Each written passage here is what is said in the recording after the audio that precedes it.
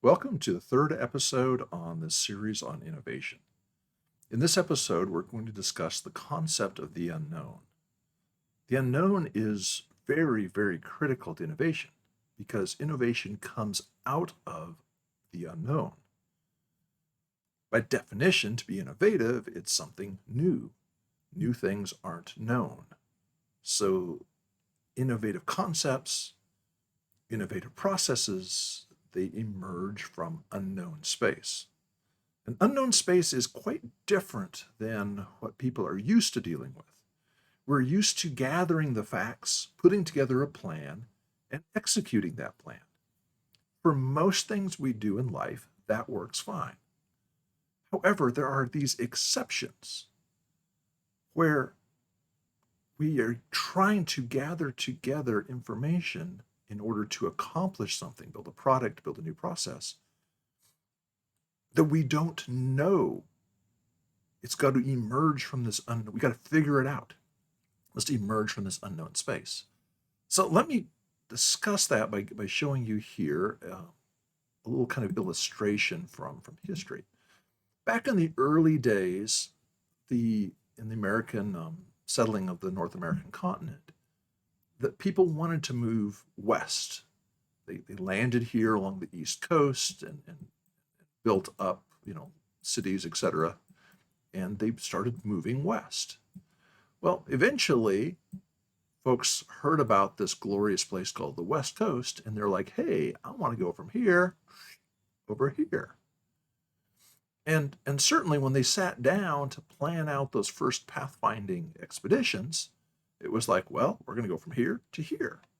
But they couldn't just simply go and go, okay, it's this far. We're going to go X number of miles each day, and that will get us to our destination.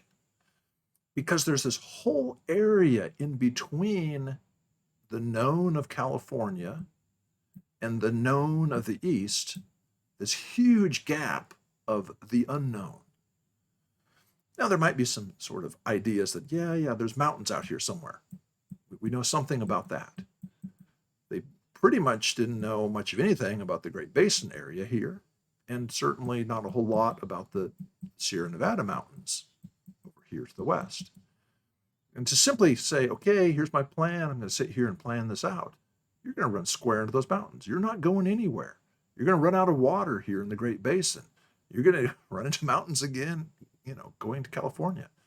It's no matter who you pulled into your meeting here on the East Coast to put together a plan, the facts you needed to accomplish this mission were incomplete. That's the difference between an innovative project and a non-innovative project. Non-innovative projects, you can pull all the facts together, or at least such a large percentage of them, that you can be very assured that it's going to work. With an innovative project, the bulk of the data that you need is in this space here in the middle where you don't know what's there. You don't know what problems face you. You don't know what opportunities lie. So you have to take a very different approach. The approach that you have to take is, well, I'm going to go out there and find out. So you start going out and you camp here and you're like, hey, from where I'm standing, I can see in this big of a radius and it looks good to the west. So you camp here and you repeat your observation and you camp here and here. And then when you camp here and you make your observation, you're like, we got a problem here in the west.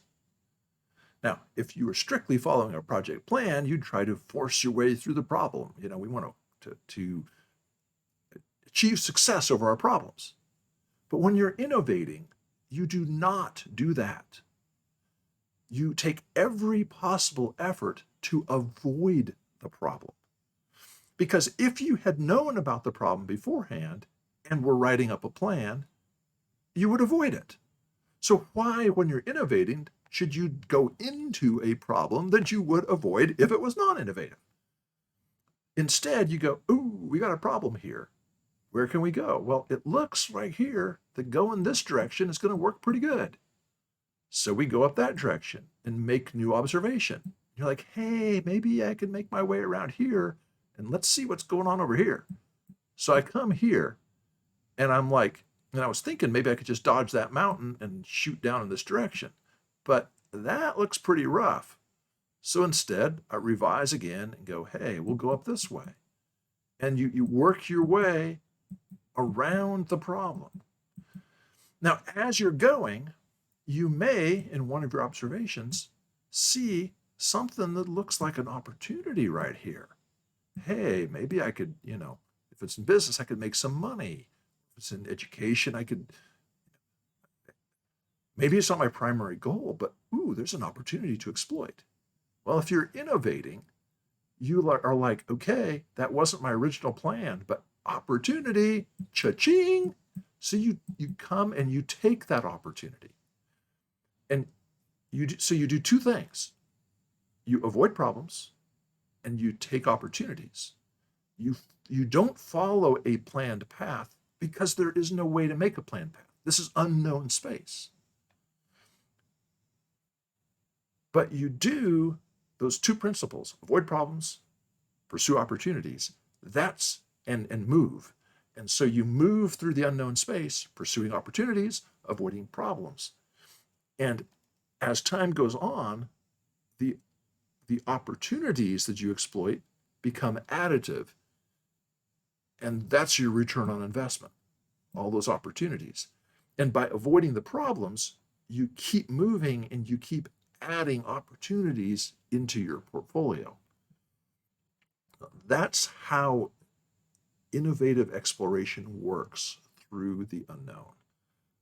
Let me give one example of how that could work in real life to help kind of cement that concept. Let's imagine that a family has this dog. They adopted it from a shelter when their children were young, and their children grew up playing with this dog, and it was a huge part of their life.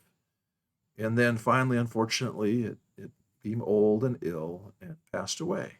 And the family decided they wanted to commemorate this experience by having an artist paint the dog there as kind of a farewell. And so they approached this artist, and the artist thinking, okay, what do I do? And the first thought in the artist's mind is, let's paint this dog. I'm going to do a little stick figure here, right? It's going to be running across the field here, chasing a frisbee. Wouldn't that be kind of a neat way to like commemorate this animal?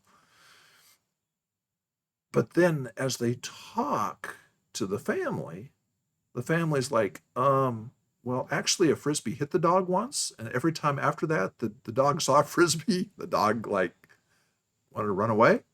So like, oh, that's not going to work. No. Maybe let's have a stick in its mouth, and it's running with this stick. And the family's like, yeah, it's okay. So clearly a problem had been avoided here, right? But they're not really jazzed about it. So there's some opportunity missing here. So they dig in and discuss more, and they find that the memories of this animal is not so much chasing sticks across fields, but sitting at home in front of the fireplace, fire burning here in the fireplace, and the dog's just sitting there relaxed, just enjoying family time. And so the artist's like, I'll paint the dog just looking here, staring into the embers. So they make this painting here.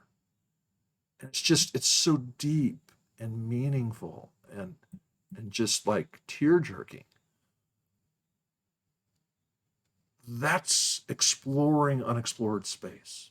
You walk through these various scenarios, you talk about them, you experience them, if you will, and find your way to that destination that, this little painting here, here's my little frame, that is just profound and impactful. You can't just plan that out from the beginning. You have to journey through that space of unknown, fill in all those pieces. That's how innovation emerges from the unknown.